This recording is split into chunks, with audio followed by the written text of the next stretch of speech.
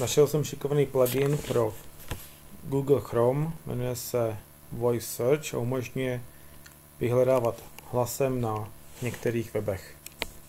Jako první zkusíme Google. Přidává to do vyhledávacího pole takovýhle mikrofonek a po jeho kliknutí se začne nahrávat hlas.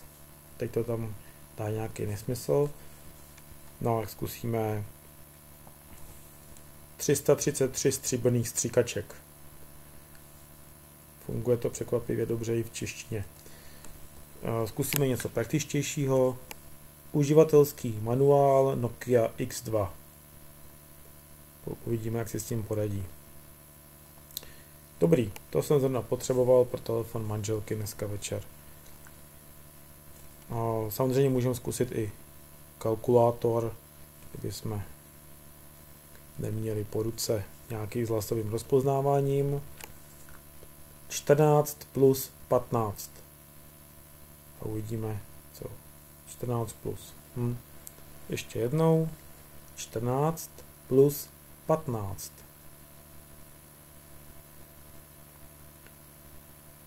Tak, tady štěstí nemám. Zkusíme další web. Wolfram Alpha. Wolfram Alpha je poměrně známý, řekněme, expertní systém, který dokáže na základě toho, co mu řekneme, dát nějakou odpověď. Zkusíme tedy zjistit vzdálenost z New Yorku do Prahy. Distance from New York to Prague. U Wolframu Alpha jsem si už ověřil, že člověk musí mluvit trošku pomalejš. Tady je vidět, že New York teda nepochytil, ale aspoň teda z Yorku do Prahy nám vzdálenost ukázal. Další možnost je Google mapy. Zkusím si najít mapu mého bydliště. Jugoslávských partizánů Praha. No a vidíme známou severojižní tepnu Davids. A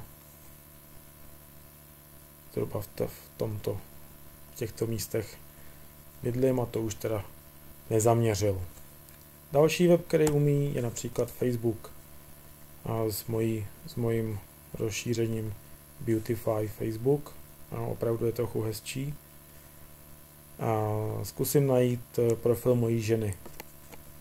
Zdeňka Gašparíková. Těma českýma jménama má trošku problém.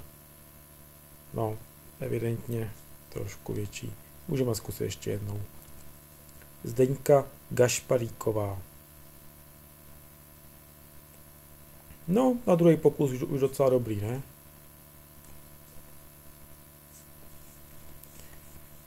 Tak. No, a pokud by člověk chtěl vidět, který všechny weby to umí, tak ten plugin je reprezentovaný ikonkou tady v pravém horním rohu. Po kliknutí na ní vyjede mikrofonek s roletkou a zkusíme například v Images najít nějakou skupinu obrázků z živočišné říše. Kozy.